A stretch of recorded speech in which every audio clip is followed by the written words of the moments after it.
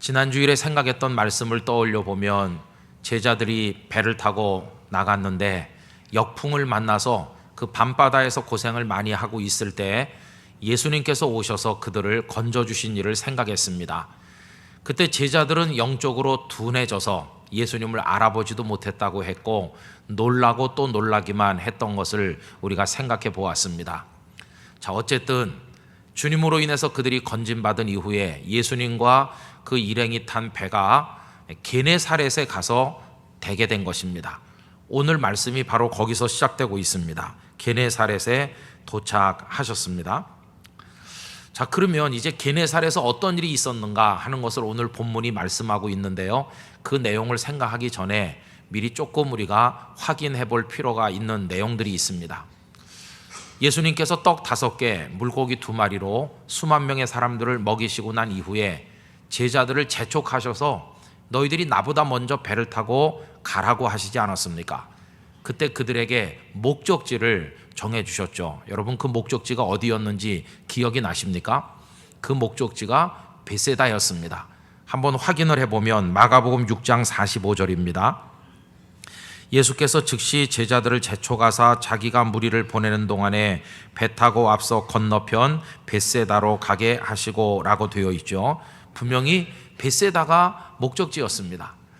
그런데 참 이상한 것은 이 동일한 사건을 기록하고 있는 누가복음 9장에 보면 베세다를 목적지로 기록한 것이 아니고 이 베세다에서 그 오병이어의 사건이 일어났다는 식으로 말씀하고 있다는 겁니다. 누가복음 9장 10절인데요. 사도들이 돌아와 자기들이 행한 모든 것을 예수께 여쭈니 데리시고 따로 베세다라는 고을로 떠나가셨으나 이렇게 나오고 그 뒤를 계속 읽어보면 바로 거기서 오병이어의 기적이 일어났다고 기록하고 있습니다. 그러니까 이상하다는 것은 이겁니다. 그 놀라운 사건이 있었던 장소가 베세다인데 예수님께서는 너희들 베세다에 가 있어라 이렇게 하셨다고 하니까 이게 좀 이상하지 않습니까? 선생님, 여기가 베세다인데 아니 우리 보고 또 무슨 베세다로 가란 말입니까? 이렇게 의아한 생각을 할 수도 있는 그런 지명들이 사용되고 있습니다. 근데 또 이상한 것은 역시 동일한 사건을 기록하고 있는 요한복음 6장에 보면 제자들이 배를 타고 가는데 그 목적지를 베세다라고 기록하고 있는 게 아니고 가버나움이라고 기록하고 있다는 겁니다. 요한복음 6장 16절 17절 저물매 제자들이 바다에 내려가서 배를 타고 바다를 건너 가버나움으로 가는데 이렇게 기록했잖아요. 이미 어두웠고 예수는 아직 그들에게 오시지 아니하셨더니. 그래서 전부 헷갈립니다. 아니 그 오병이어 사건이 있었던 데가 어디지? 제자들 어디로 가고 있었던 거지? 베세다야 가버나움이야? 이렇게 헷갈리죠. 아마 이 말씀을 이렇게 드리면 목사님 우리는 한 번도 헷갈린 적이 없는데 목사님이 얘기를 꺼내니까 헷갈리네요. 아마 그런 분도 계실지 몰라요. 저부터가 헷갈렸습니다. 그런데 이제 여러 성경을 연구하는 학자들이 주석한 내용을 종합적으로 보면 이렇습니다. 이 베세다라는 곳이 어떤 작은 동네 하나를 지칭하는 표현이라기보다는 그 넓은 구릉 지역 언덕 전체를 지칭하는 말이고 오병이어 사건이 있었던 것은 바다가 저 밑에 내려다 보이는 그 구릉진 언덕배기에서 그 들판에서 그 놀라운 사건이 있었다는 겁니다.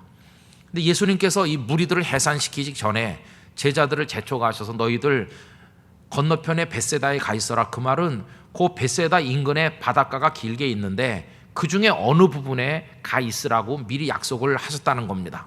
근데 제자들은 거기 배를 대기 전에 풍랑을 만나가지고 더 멀리 바다 한복판으로 이제 밀려 나갔다는 거죠. 원래 계획은 무리들을 보내신 다음에 제자들과 약속 장소에 가서 합류해가지고 가버나움으로 가시는 게 계획이었는데 그런데 결국 바다 한복판으로 그들이 떠밀려 갔기 때문에 예수님께서 그들이 있는 곳으로 가셨고 바람이 잔잔해지고 그들은 살게 됐고 예수님과 그 일행은 가버나움이 아닌 남쪽 게네사렛에 도착하게 됐다는 것입니다. 자, 이렇게 이제 설명을 이제 해놓고 있는 것을 읽어보게 됐습니다. 혹시라도 성경 읽으시다가 헷갈리신 분이 있으시면 그렇게 이해를 하시면 좋을 듯 합니다. 설명 들어서 더 헷갈리는 분도 있을지도 모르겠지만요. 자, 그러면 이 게네사렛에 도착을 했는데 게네사렛은 어떤 곳이었는지 우리가 좀 알 필요가 있겠죠. 이 게네사렛은 가버나움에서 남쪽으로 갈릴리 해안가를 타고 쭉 뻗어 있는 지역인데 거기 게네사렛이라는 이름의 동네도 있습니다만은 여기서 말하는 게네사렛은 그 동네 하나만을 지칭하는 게 아니고 그 일대 그 기름진 평원지대 전체를 가리켜서 게네사렛이라 이렇게 얘기한 것입니다. 거기 많은 동네들이 있었죠. 근데 게네사렛에 관한 정보를 잘 전해주는 분은 유대 역사학자인 요세푸스인데 그가 쓴 유대 전쟁기에 보면은 게네사렛에 관한 묘사들이 많이 나오고 있습니다. 그 중심 도시는 막달라라고 전해집니다. 이 막달라는 약간의 과장이 있었다고 생각됩니다만은 요세푸스의 말대로 하면 그 막달라 마을에만 주민이 4만 명이었다고 말하고 있습니다. 여러분 2000년 전에 4만 명은 엄청난 숫자입니다. 그럼 막달라가 얼마나 번성한 도시였는지를 우리가 알 수 있지 않습니까? 그 막달라 출신의 마리아를 우리가 기억하고 있는데요.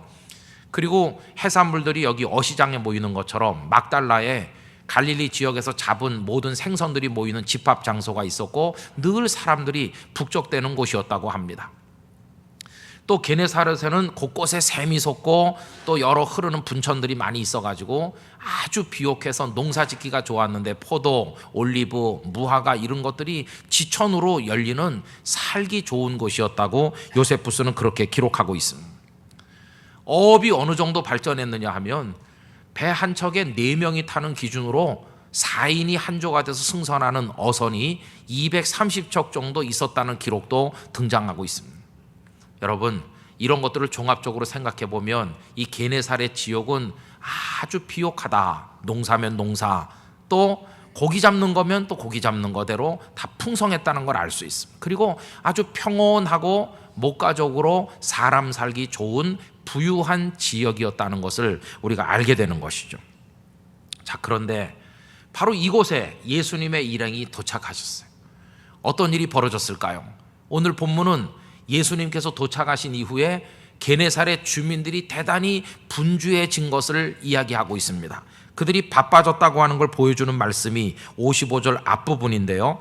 앞부분에 보십시오. 그 온 지방으로 달려 돌아다닌다. 달려 돌아다닌다는 말은 천천히 걸어다니는 걸 표현하는 게 아니라 막 이렇게 분주하게 뛰어다니는 모습을 보여주고 있죠. 예수님께서 도착하시니까 게네사렛 주민들의 발걸음이 바빠진 것입니다. 그러면 그들이 분주해진 이유를 뭐라고 표현하고 있습니까? 54절과 55절을 이어서 읽어보면 이렇습니다. 배에서 내리니 예수님도 내리시고 제자들도 내리지 않았겠어요? 사람들이 곧 예수신 줄을 알고 그 온 지방으로 달려 돌아다녔다. 예수님이 오셨어. 그러면서 막 돌아다닌 겁니다. 배에서 내리신 분이 예수님이시기 때문에 그들이 바빠진 겁니다. 만약에 배에서 내린 분이 예수님이 아닌 어떤 다른 사람이었다면 그들은 무덤덤했을 것이고 바쁠 이유가 하나도 없었을 것입니다. 그러면 예수님께서 오셨다는 게 왜 그들의 마음을 급하게 만들었을까요?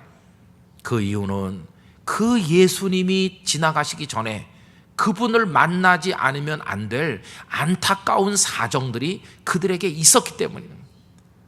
그 비옥한 지역, 평화롭고 살기 좋은 농사면 농사, 어업이면 어업 다 잘 되는 거기 살고 있는 그들이 걱정이라고는 없어 보이는데도 그들 속에도 아픔들이 다 있었다는 겁니다. 여러분 오늘 본문에 보면 그것을 질병이라고 표현하고 있는데요. 55절에 56절에 병든 자, 병자 이런 표현들이 연이어 등장하고 있죠.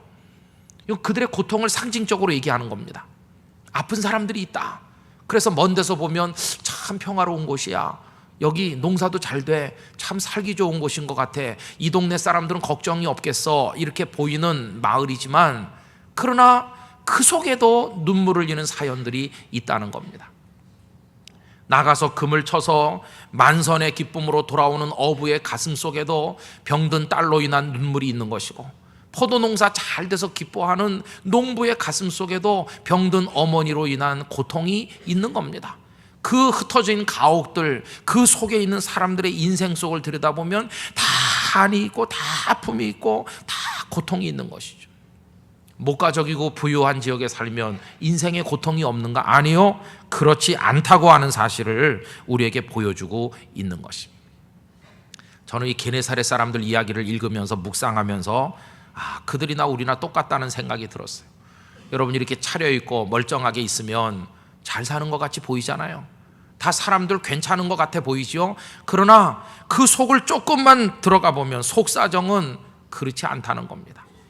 애써 태연하게 웃고 있는 사람들 속에도 얼마나 삶의 아픔들과 고통들이 많이 있는지. 작년에 상영됐던 영화 가운데 마지막 사중주라는 영화가 있습니다.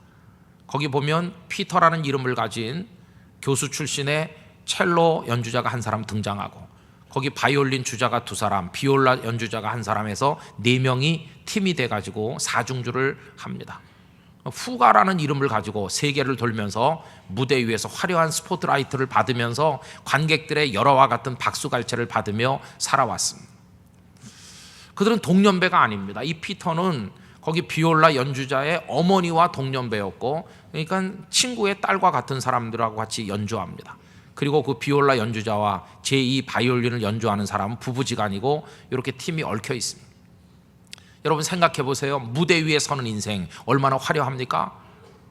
조명빨 아래서 얼마나 빛납니까? 사람들이 박수치고 정말 대단한 스타 아닙니까? 나도 저런 인생 살아봤으면, 이렇게 무대 위에 인생을 꿈꾸는 사람들이 얼마나 많습니까? 그러나 그 영화는 그들의 무대 위의 화려한 모습을 보여주는 게 있는 게 아니라 그 뒷얘기를 보여줌으로 전개됩니다. 어느 날 이 피터가 손이 떨려서 더 이상 첼로를 연주할 수 없음을 느끼게 됩니다. 병원에 가서 진단을 받아보니까 파킨슨 병이 자신에게 왔다는 걸 알게 됩니다. 이제는 손이 떨리고 해서 더 이상 연주할 수 없습니다. 사랑하는 이들에게 가서 얘기합니다. 난 이제 빠져야 되겠어. 연주할 수 없어. 여러분, 이게 인생의 모습인 것입니다. 언제까지나 전성기를 구가하는 건 아니라는 것입니다. 그랬더니 나머지 3사람이 크게 낙심합니다. 사랑하는 분이 같이 연주할 수 없다는 것 때문에 막 속이 상해합니다. 그런데 그 틈바구니에서 인간의 욕망이 분출됩니다. 그러면서 25년 동안 덮어두고 애써서 모른 척하고 살아왔던 그 애증 관계들이 적나라하게 다 끌어오르면서 그들 사이에 갈등이 고스란히 노출되고 막 갈라서게 되고 아픔이 지속됩니다. 저는 그 영화를 보면서 말이죠, 그래, 무대 위에 서 있는 인생은 화려해 보이지만 아무 걱정도 없는, 모두가 부러워하는 인생인 것 같지만 그 무대 뒤에 있는 그들의 아픔은 얼마나 큰 것인가. 여러분, 세상은 다 그런 것입니다. 그래도 사람들은 생각합니다. 한번 무대 위에 서봤으면, 내가 못 섰으니 내 자식들이라도 무대 위에 올려보겠다고 안간힘을 쓰는 아버지 어머니들이 얼마나 많습니까? 그러나 무대 위의 인생도 그 속에 고통이 심각하기는 마찬가지라는 걸 우리가 알아야 되는 것이. 여러분, 게네사렛 마을 어떻습니까? 아주 평화롭고 비옥하고 경제적으로 윤택하잖아요. 이런 얘기 읽으면 그래, 우리 영도도, 우리 부산도, 아니 우리 대한민국도 다 살기 좋은 그런 나라가 되면 얼마나 좋을까. 우리 모두가 꿈꾸는 바입니다. 정치하시는 분들은 그러기에 행복한 조국을 건설하겠다고 공약을 많이 내걸었습니다. 여러분, 옛날에 2만 불만 되면 1인당 소득이 천국이 되는 것처럼 말했던 적이 있다는 게 기억나시나요? 고 노무현 대통령께서도 2만 불 시대를 열겠다고 공약을 하면서 대통령에 취임하신 분입니다. 그리고 그분이 재임하는 그 기간 안에 우리 국민소득이 2만 불을 돌파했습니다. 2007년에 2만 1063불인가 그렇게 돼가지고 드디어 2만 불 시대를 열었습니다. 대통령이 약속을 지킨 것과 같죠. 그러면 국민들이 노 대통령을 향해 박수를 치고 그분이 기뻐했나요? 아닙니다. 2만 불을 돌파하던 그 2007년에 노무현 대통령은 가장 어려운 지경에 몰려 있었습니다. 퇴임이 불과 얼마 안 남았는데, 몇 달 안 남았는데 국민들도 아무도 박수도 안 치고, 심지어 그분이 몸담았던 그 정당의 당원들까지도 당장 우리 당에서 나가라는 식으로 그분을 압박했습니다. 그러니 2만 불 시대가 왔지만 요만큼도 기쁘지 않았어요. 우리 국민들도 마찬가지였습니다. 여러분, 그 이후로 지금 7년의 세월이 지나고 있는데 이제는 우리 입에 2만 불은 지나갔고 3만 불, 4만 불 노래를 부르고 있습니다.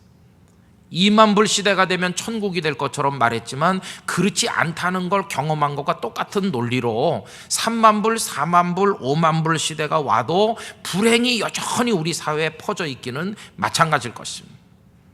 그런데도 우린 속고 있는 거죠. 우리 대한민국이 게네사렛처럼 좋은 나라가 되면 행복하겠지, 천만에요. 물질적 소득이 보장돼서 인생의 문제가 끝나는 건 결코 아니라는 것입니다. 오늘 본문이 상징적으로 말해주는 건 게네사렛 주민도 고통 가운데 있다가 예수님께 나왔다는 것입니다. 여러분, 이 질병은요, 어찌 몸의 질병만 뜻하는 거겠습니까? 우리가 살면서 겪는 마음의 아픔, 영혼의 병은 또 얼마나 심각한지 말로 다 알 수 없어요. 요새 우리 국민들 속에 사라진 게 있는 것 같아요. 제가 느끼는 건데 여러분은 어떠신지 모르겠어요. 지금 자동차 대수가 2천만 대가 넘어서고 외국에 갔다 오신 분들은 내가 여러 나라 다녀봐도 대한민국만큼 잘 사는 곳은 없더라, 다 이렇게 이구동성으로 말하는데도 정작 이 땅에 사는 우리들은 그걸 느낍니까? 아닙니다. 우리 국민들 전부 화가 났어요. 화가. 그래가지고 모든 국민들이 심각한 원망병에 다 걸려 있습니다. 다 우울합니다. 환하게 웃는 해맑은 사람의 웃는 모습을 보기가 아주 어려워졌어요. 사라진 게 뭔가 기쁨이 사라진 것 같아요. 그리고 감사가 사라졌어요. 증오, 누군가에게 그 모든 걸 떠넘기려고 하는 정죄하는 마음이 국민들 속에 꽉 퍼졌어요. 그걸 적나라하게 보여준 사건이 세월호 사건이라고 생각합니다. 수백 명의 아까운 목숨이 잃어지는 그날부터 지금까지 우리들은 얼마나 고통받고 있는지 모릅니다.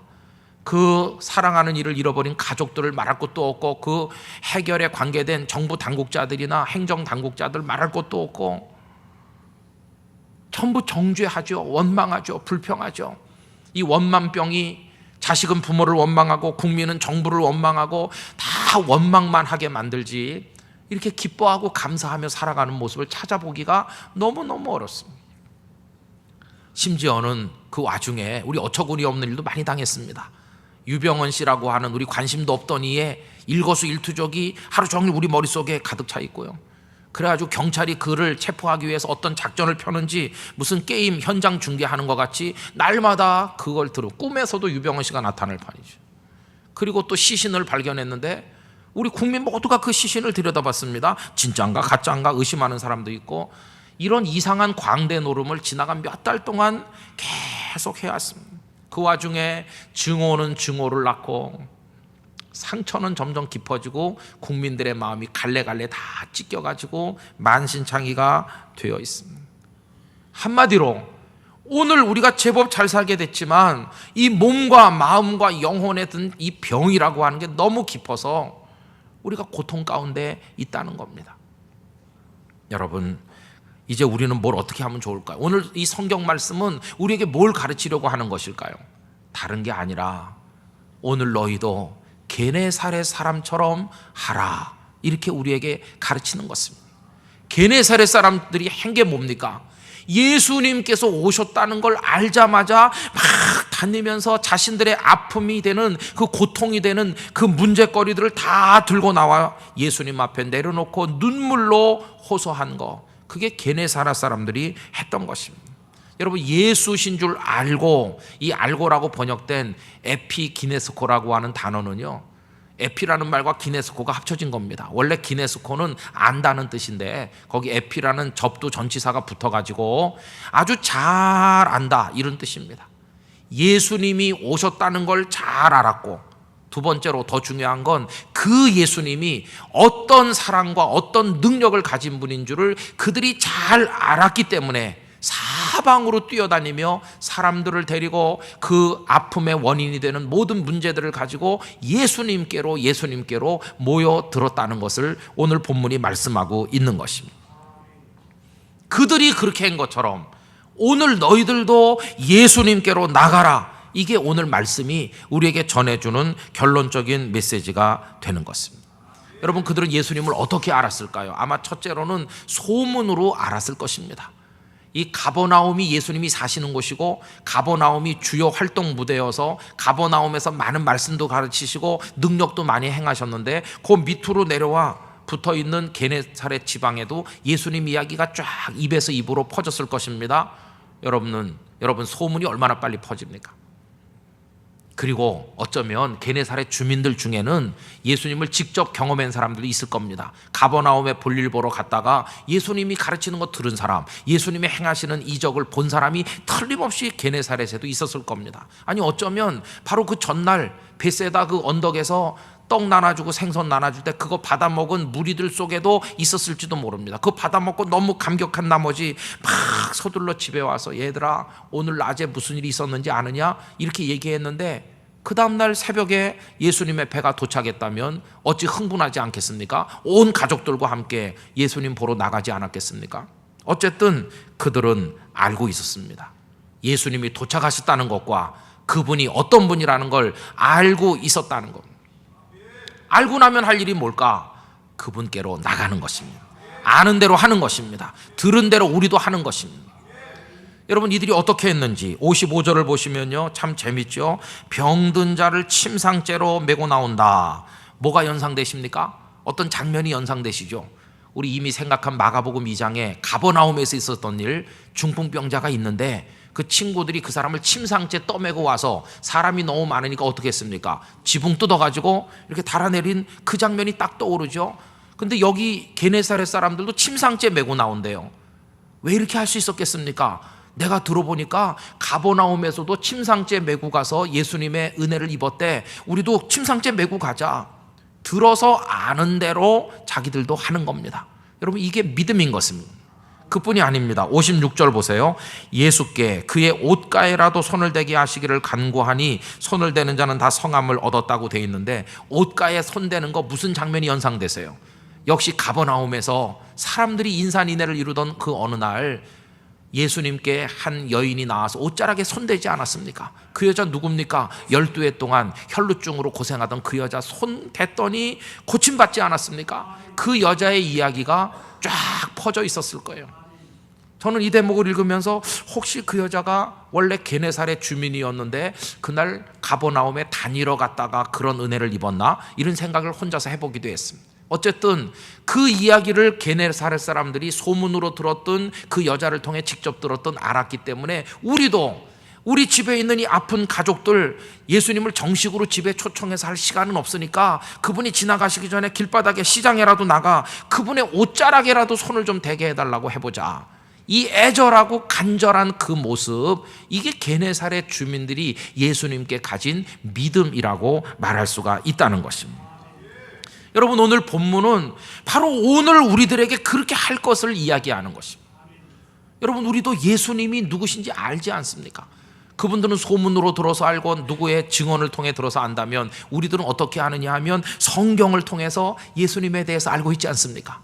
그리고 은혜 받은 이들의 간증을 통해 알고 있지 않습니까? 그리고 우리도 지나간 세월 예수님 믿으면서 어렵고 힘들 때 예수님이 어떤 은혜로 내게 다가오셨는지 우리 체험해서 알고 있지 않습니까? 알고 있는데 왜 지금 우리는 가만히 있는지, 이게 문제인 것입니다. 예수님이 어떤 분인지 알았으면 우리가 할 일은 간단한 것입니다. 오늘 나를 슬프게 만들고 힘들게 만드는 온갖 문제를 가지고 예수님께 달려가는 것입니다. 무엇을 근거로? 내가 알고 있는 예수님의 그 모습에 대한 믿음을 근거로 나가는 것입니다. 과거의 경험은 미래를 살아가는데 중요한 길잡이가 됩니다. 여러분, 작년 이맘때 저희 딸이 아주 어려운 수술을 받았습니다. 생명을 위협하는 수술을 받았습니다. 기도했습니다. 하나님, 내 딸 살려주세요. 그리고 고쳐주세요. 기도했습니다. 뭘 근거로 기도하느냐? 과거의 경험이 근거가 됐어요. 과거에 어떤 경험일까요? 저 자신이 중학교 3학년 다닐 때 병원에서 병명도 못 찾아내는 병으로 6개월, 7개월 희망 없는 투병을 하고 있을 때, 그때 주님을 붙들고 기도했더니 주님 저를 고쳐 오늘 이 자리에 서게 하셨거든요. 그래서 그때 저는 주님이 어떤 분인지를 알았거든요. 제가 알고 있는 주님이 지금 제 마음에 계시기 때문에 그때 그 일을 근거로 해서 하나님, 오늘 내 딸도 고쳐주실 줄 믿습니다. 이렇게 또 기도를 한 것입니다. 예수님이 어떤 분인지를 알기 때문에 오늘 새로운 문제가 나타나도 또 기도할 수 있습니다. 저는 앞으로도 그것이 어떤 문제이든지 간에 어떤 인생의 문제가 제게 나타날 때마다 예수님이 누구신지 알기 때문에 저는 또 예수님께 기도하며 살아갈 것입니다. 저는 우리 땅끝교회 성도들도 그렇게 하시게 되기를 부탁드립니다. 몸이 아플 때만이 아닙니다. 살다 보면 마음이 더 아플 때가 많습니다. 사랑했던 사람들이 우리를 섭섭하게 하고 우리 곁을 떠나기도 하고, 정말 그분이 그럴 수 있나 이렇게 우리를 실망시킬 때 있습니다. 마음이 너무 아파서 누구에게 말도 못하고 혼자 애태울 때 있습니다. 그때 우리는 알고 있습니다. 무엇을요? 예수님은 우리를 배신하는 분이 아니시라는 걸. 사람은 우리 곁을 떠나도 예수님은 절대로 우리를 떠나시는 분이 아니라는 거 알고 있으니까, 예수님이 어떤 분인 줄 알았다면 그 외롭고 버림받아 힘들 때 예수님께 가서 그 위로를, 사랑을 얻어야 될 거 아니겠습니까? 오늘 우리의 문제는 뭐냐 하면, 예수님이 어떤 분인 줄 알지만 가만히 있는 게 문제인 것입니다. 성도 여러분, 예수님께로 나가시게 되기를 바랍니다. 나가서서 엎드리시기 바랍니다. 당신의 옷가에라도 손을 좀 댈 수 있게 해달라고 애원하시기 바랍니다. 그것이 기도를 통해 표현되든 무엇을 통해 표현되든 주께로 나가는 우리 교우님들이 되시기를 바랍니다. 지체할 시간 없습니다. 예수님이 이제 지나가면 다시 언제 만날지 모릅니다. 시간이 없어요. 뭐 침상 좀 정리하고, 우리 집에 그분이 너무 오래 누워있어 몸에 냄새나 좀 씻기고 옷도 좀 갈아입히고 이럴 시간 없습니다. 그냥 그대로 침상채로 떠매고 빨리 나가야 되는 것입니다. 내 인생의 모습 그대로, 냄새나면 냄새나는 대로, 문제 있으면 문제 있는 대로 주님께로 나가 옷가에라도 손을 대게 해주시기를 갈구하는 그 간절한 믿음을 우리 모두가 가져야만 할 줄로 믿는 것입니다. 주님은 그들을 불쌍히 여기셨습니다. 그들을 긍휼히 여겨주셨습니다. 그 예수님 오늘 우리들도 보고 계신 줄로 믿습니다. 여러분, 우리가 예수님께 가지고 나가야 될 문제는요, 살아있는 동안에 부딪히는 문제만은 아닙니다. 언젠가는 그것이 끄트머리에 가면 무엇으로 나타날까요? 맨 끝에 나타날 문제는 죽음이란 두 글자입니다.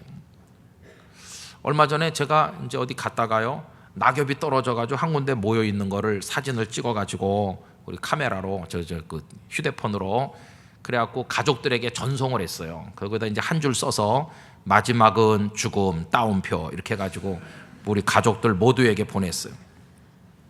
여러분, 낙엽처럼 인생의 끄트머리를 연상하게 해주는 것은 없다고 생각합니다. 그런 면에서 가을은 삶을 음미하기에는 더 좋은, 정말 가장 제격인 계절이 아닌가 생각이 듭니다. 이 낙엽과 인생에 관해서 잘 시를 쓰신 분이 정호승 선생님인 것 같습니다. 그분의 유명한 시 이제는 누구를 사랑하더라도, 그 중에 보면 이렇습니다. 이제는 누구를 사랑하더라도 낙엽이 떨어질 때를 아는 사람을 사랑하라. 이제는 누구를 사랑하더라도 낙엽이 왜 낮은 데로 떨어지는지를 아는 사람을 사랑하라. 이제는 누구를 사랑하더라도 한입 낙엽으로 떨어질 수 있는 사람을 사랑하라. 이제는 누구를 사랑하더라도 낙엽이 왜 낮은 데로 떨어지는지를 아는 사람을 사랑하라. 10월에 붉은 달이 지고 창밖에 따스한 불빛이 그리운 날, 이제는 누구를 사랑하더라도 한입 낙엽으로 떨어져 썩을 수 있는 사람을 사랑하라. 지금은 파란 이파리 같고요, 지금은 노랗고 빨간색이 찬란하게 빛나는 단풍인 것 같지만, 조금 있으면 말라가지고 색깔이 바래더니 똑 떨어져서 뒹굴다가 사람 발에 밟히는 게 낙엽입니다. 그 낙엽의 마지막 모습이 우리 인생의 마지막 모습과 얼마나 흡사합니까? 그래서 제가 그 사진하고 보내면서 마지막은 죽음 이렇게 보낸 겁니다. 근데 여러분, 그럴 때가 와도, 그 죽음의 순간이 와도 그때도 우리가 나가서 붙들어야 될 분은 예수님 한 분밖에 없습니다. 여러분, 왜 그렇습니까? 그 다음 이야기를 해야 될 거 아니겠어요? 죽음 다음 이야기. 이 정호승 시인의 아까 그 시의 끄트머리에는요, 그게 끝이 아닙니다. 두 줄 더 붙어 있어요. 그 두 줄, 그 시에 생명을 주는 두 줄인데요, 그래요. 내용이 한입 낙엽으로 썩어 다시 봄을 기다리는 사람을 사랑하라. 참 멋지잖아요. 떨어져 썩는 것으로 끝나지 않고 이 시인은 다시 봄을 기다리는 사람이라는 말을 덧붙임으로써 이 시의 생명력을 더하고 소망의 기운을 불어넣고 있는 걸 볼 수 있습니다. 주님이야말로 떨어져 썩은 것과 같은 우리에게 다시 생명의 소망을 불러일으키시는 분이 아니시겠습니까? 제가 이제 그 사진과 함께 마지막은 죽음 이렇게 보냈잖아요. 그랬더니 제 아내가 답장 보냈어요. 우리 그런 사이입니다. 답장 보내는 사이. 근데 답장으로 제가 한 대 얻어 맞았어요. 왜냐하면 답장이 이래요. 애고고 목사님이 땡땡땡땡 하더니 마지막은 부활 이렇게 하고 저한테 보냈어요. 마지막은 죽음이 아니라 마지막은 부활인 줄로 믿습니다. 영원한 생명인 줄로 믿습니다. 근데 그거 우리에게 주실 분도 누구겠습니까? 예수님밖에 없는 거예요. 저희 집에 모시고 살던 장모님이 폐혈증이 돼가지고 아주 위중합니다.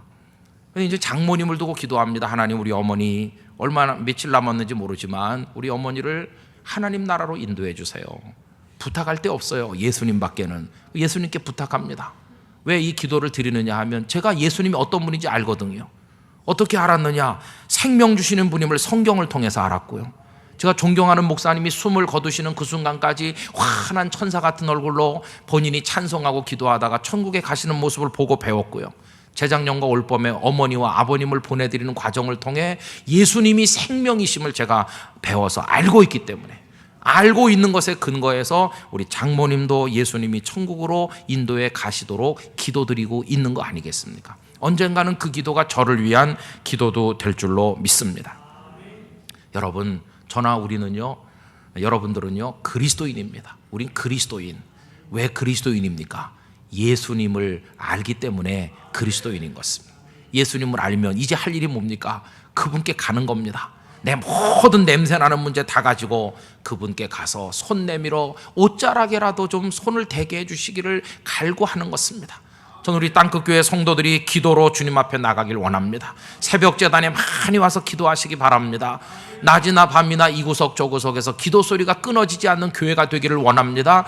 그리고 그 주님을 통해 은혜 받은 간증거리들이 여러분 속에 살아있게 되시기를 주님의 이름으로 축복합니다. 예수님께 달려가든 기어가든 어떻게 가든 나는 지금 예수님께 가요. 바로 그 모습이 그리스도인들이 이 땅에 숨이 붙어있는 마지막 순간까지 견지하고 살아야 될 모습인 것입니다. 주께로 나가는 그리스도인, 우리 모두가 그렇게 되고 그런 이들을 외면하지 않고 받아주시는 예수님의 사랑을 입어 이 험난한 세상을 이기는 오늘의 게네사렛 주민들이 되시기를 주님의 이름으로 축원합니다. 다 같이 기도하겠습니다. 이 시간, 오 주님, 주님이신 줄 알면서도, 주님이 어떤 분인 줄 알면서도 나가지 않고 앉아있는 어리석은 저희들을 용서해 주시고 이제 벌떡 일어나 주님이십니까? 그러면서 달려갈 수 있는 믿음을 가지게 하여 주옵소서. 하나님, 우리에게 맺혀있는 눈물, 고통, 아픔들 너무나 많습니다. 사연들 너무나 많습니다. 겉으로 볼 땐 평온하고 부요한 지역에 사는 것 같아 보였지만 게네사렛 주민들 속이 썩고 아픔과 눈물이 가득했던 것처럼 저희들이 그렇습니다. 오 주님께로 나오니 주여 저희를 불쌍히 여겨 주시옵소서. 다 같이 우리 통성으로 기도하겠습니다. 자비로우신 아버지 하나님, 이 시간 귀한 말씀으로 저희들의 마음의 양식을 삼게 도와주심을 감사합니다. 예수님이신 줄 알았을 때 게네사렛 주민들이 이 마을 저 도시로 뛰어다니며 병든 자를 업어오고 침상째에 메어오고 옷가에라도 손을 대게 하시기를 구했던 것처럼 아버지여 저희도 그렇게 할 수 있도록 은혜를 주시기를 원합니다. 머물러 앉아있지 말게 하여 주시옵소서. 안타까운 문제들 끄집어내가지고 다 가게 하여 주시옵소서. 우리 주님 앞에 매달릴 수 있게 하여 주시옵소서. 아버지 하나님, 우리를 불쌍히 여기시는 주님의 은총을 기대합니다. 우리를 일으켜 세워주실 줄 믿습니다. 마지막에 영원한 생명 주실 줄 믿습니다. 살아있는 동안에는 물론이요, 우리의 마지막 호흡을 가쁘게 하는 그 순간에까지도 우리가 나가 붙들 분은 주님밖에 없음을 알게 하여 주시기를 원합니다. 예수님이신 줄 안다면, 예수님이 누구신지를 안다면 맥을 놓고 가만히 앉아있지 말게 하시고 다 일어서서 달려가게 하여 주시옵소서. 침상째 들고 가게 하여 주시고 인생의 고달픈 사연들을 가지고 가서 주님의 옷자락에라도 손을 대고자 하는 열망으로 믿음의 손을 내밀게 하여 주시옵소서. 주님, 우리를 긍휼히 여겨 주시옵소서. 우리 땅끝 교우들의 눈물을 닦아 주시옵소서. 모두가 예수님으로 인한 아름다운 간증거리를 가지고 은혜 받은 이야기를 가지고 살아가게 하여 주옵소서. 주 예수밖에 누가 있으랴 찬송하며 예수님으로 인해 험난한 인생에서 기뻐 뛰며 환하게 웃으며 살아가는 저희 모두가 되게 하여 주옵소서. 구주 예수님의 이름으로 기도하옵나이다. 아멘.